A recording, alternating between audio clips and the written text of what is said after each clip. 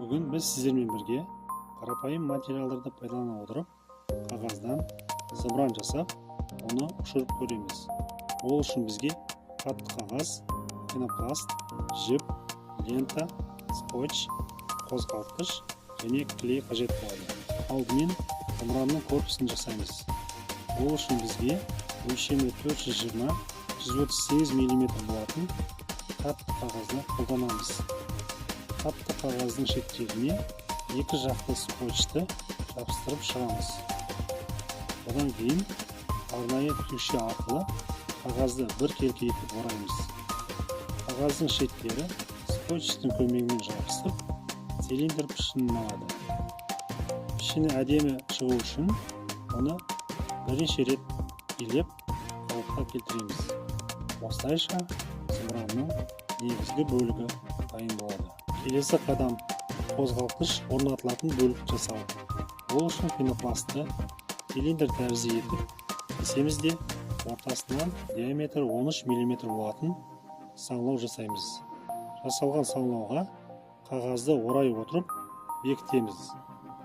Осы бөлшекті зымыранның төменгі жағына желім арқылы орнатамыз. Бұл бөлік қозғалтқыштың тұрақты және қауіпсіз орналасуын қамтамасыз етеді. Келесі кезекте зымыранның ұшу траекториясының тұрақтылығын қамтамасыз ету мақсатында стабилизаторларды, яғни қанатшаларды дайындаймыз. Олар зымыран корпусының төменгі жағына симметриялы түрде бірдей қашықтықта 3 жерге бекітіледі. Бұл зымыранның дұрыс және тік ұшуына көмектесетін маңызды бөлік болып табылады.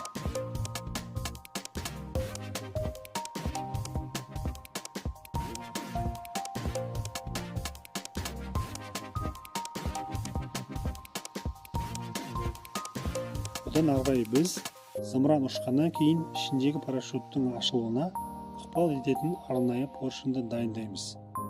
Поршын пенопласттан жасалады. Бұл поршын зымыранның ішкі бөлігіне орналастырып, ұшу кезінде парашюттің уақытылы ашуына жағдай жасайды.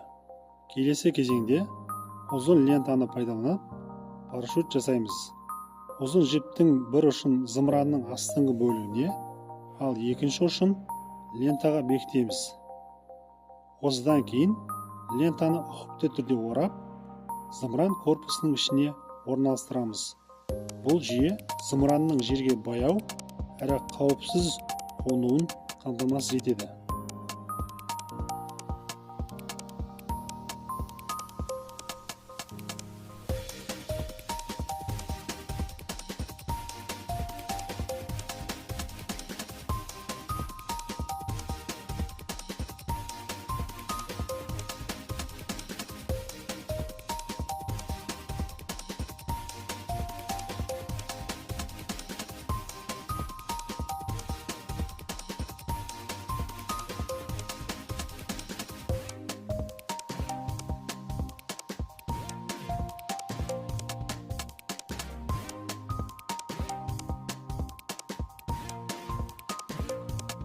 Дайын болған бас бөлік зымыранның жоғары бөлігіне орнатылады. Оның симметриялы орналасуы ұшу кезінде аэродинамикалық тұрақтылықты қамтамасыз етеді. Құрастырудың соңғы кезеңінде қозғалтқыш зымыранның төменгі бөлігіне мықтап бекітіледі.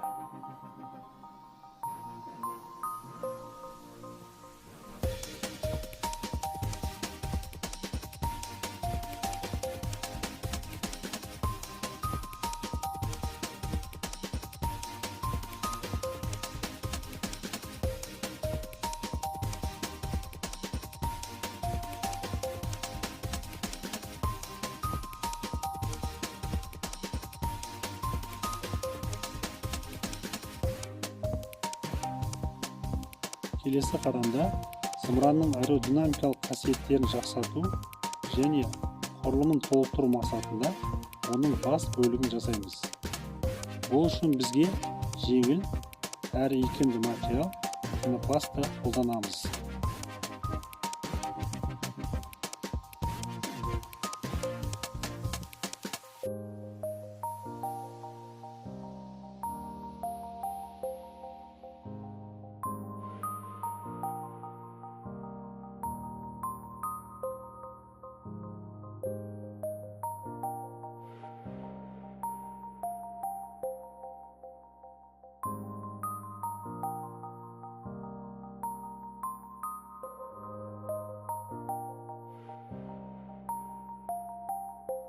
Осылайша зымыранымыз толық құрастырылып бітті. Енді оны ашық алаңға апарып ұшырып көруге болады. Бұл тәжірибе аэродинамика мен қозғалыс заңдылықтарын бақылауға мүмкіндік береді. Сонымен зымыран арнайы жасақталған ұшыру платформасына орнатылады. Ұшыру жүйесі қашықтықтан басқарылатын басқару пульті арқылы іске қосылады. Ұшыру алдындағы барлық қауіпсіздік шаралары мен техникалық тексерістер орындалады. Осымен ол көкке самғауға дайын күйде болады. Ұшыру алдында кері санақ жүргіземіз. Кері санақ бұл зымыранның қозғалтқышын іске қосуға дейінгі арал уақыт болып табылады. Кері санақ бір санына жеткен сәтте басқару жүйесі зымыран қозғалтқышына энергия береді.